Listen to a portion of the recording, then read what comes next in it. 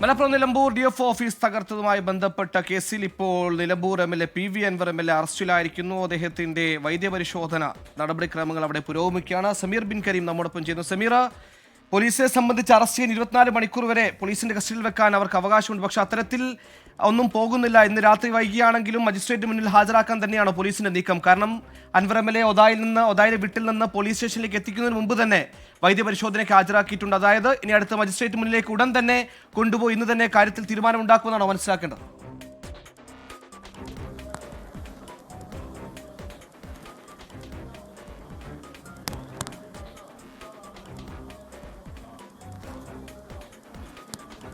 സുഹൈൽ, തീർച്ചയായും അങ്ങനെ തന്നെയാണ്. കാരണം അറസ്റ്റ് ചെയ്ത് അതിവേഗത്തിൽ തന്നെ മറ്റു നടപടികൾ പൂർത്തിയാക്കുക എന്നുള്ള കാര്യങ്ങളിലേക്കാണ് പോലീസ് കടക്കുന്നത്. അതിന്റെ ഭാഗമായി തന്നെയാണ് നേരെ ഒതായിലെ വീട്ടിൽ നിന്നും നേരെ മെഡിക്കൽ പരിശോധനയ്ക്കായി വൈദ്യപരിശോധനയ്ക്കായി PV അൻവർ നിലമ്പൂരിലേക്ക് എത്തിച്ചിരിക്കുന്നത്. അതുമായി ബന്ധപ്പെട്ട വൈദ്യപരിശോധന നിലവിൽ അവസാന ഘട്ടത്തിൽ എത്തിയിരിക്കുകയാണ്. ഇനി ഇതിനുശേഷം നേരെ മജിസ്ട്രേറ്റിന് മുൻപിലേക്കായിരിക്കും PV അൻവറിനെ കൊണ്ടുപോകുക.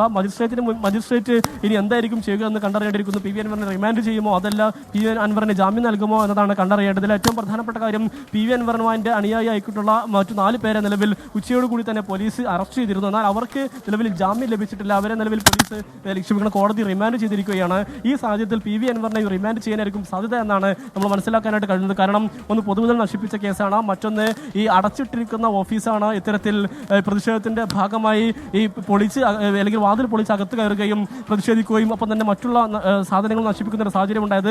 അതോടൊപ്പം തന്നെ സാധാരണക്കാരനല്ല, ജനപ്രതിനിധി കൂടിയാണ്. അതുകൊണ്ട് തന്നെ സ്വാഭാവികമായി പൊതുമുതൽ നശിപ്പിച്ചതുമായി ബന്ധപ്പെട്ട് സ്വാഭാവികമായും കോടതി ഒരു പക്ഷേ റിമാൻഡ് ചെയ്യാനായിരിക്കും സാധ്യത എന്നാണ് നമ്മൾ മനസ്സിലാക്കുന്നത്. റിമാൻഡ് ചെയ്താൽ നേരെ കൊണ്ടുപോകാം മഞ്ചേരി സബ് ജയിലിലേക്കായിരിക്കും. നമുക്ക് മനസ്സിലാക്കാൻ കഴിയുന്നത് റിമാൻഡ് ചെയ്യുകയാണെങ്കിൽ മാക്സിമം ഒരു 2-3 ദിവസമൊക്കെ ആയിരിക്കാം റിമാൻഡ് ചെയ്യാൻ സാധ്യത എന്നാണ് നമുക്ക് അറിയാൻ കഴിയുന്നത്. ഏതായാലും നിലവിൽ വൈദ്യപരിശോധന ഇവിടെ പുരോഗമിക്കുന്നു. അടുത്ത ഘട്ടത്തിൽ നേരെ ഇനി കൊണ്ടുപോകുക മജിസ്ട്രേറ്റിന് മുൻപിലേക്കായിരിക്കും. അതുകൂടി അതിനുശേഷമായിരിക്കും എന്താവുക എന്ന് നമ്മൾ കണ്ടറിയേണ്ടിയിരിക്കുന്നു. ഏതാണ്ട് 1 മണിക്കൂറോളം മുൻപാണ് PV അൻവറിനെ ഒതായിലെ വീട്ടിലെത്തി പോലീസ് വീട് വളഞ്ഞുകൊണ്ട് അറസ്റ്റ് ചെയ്ത നിലവിൽ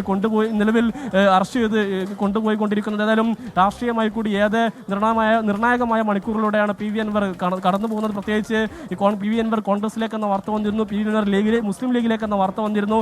അങ്ങനെ നിരവധിയായിട്ടുള്ള വാർത്തകളൊക്കെ തന്നെ വന്നിരുന്നെങ്കിലും PV അൻവറിന്റെ രാഷ്ട്രീയമായുള്ള ഈ പ്രവേശനമൊക്കെ തന്നെ അടയുകയാണോ ഏറ്റവും ഒടുവിലുണ്ടായത്. അതിന് പിന്നാലെ PV അൻവർ ഈ വന ഭേദഗതി നിയമവുമായി ബന്ധപ്പെട്ടൊക്കെ തന്നെ PV അൻവർ ഈ സമര ജാഥ നടത്തുകയായിരുന്നു. അതിനിടയിലാണ് ഇത്തരത്തിൽ ഈ നിലമ്പൂരിൽ ഒരു കാട്ടാനയുടെ ആക്രമണത്തിൽ ഒരു ആദിവാസിയോ കൊല്ലപ്പെടുകയും അതുമായി ബന്ധപ്പെട്ട സമരങ്ങളിലേക്ക് PV അൻവർ കടക്കുകയും ചെയ്തത്.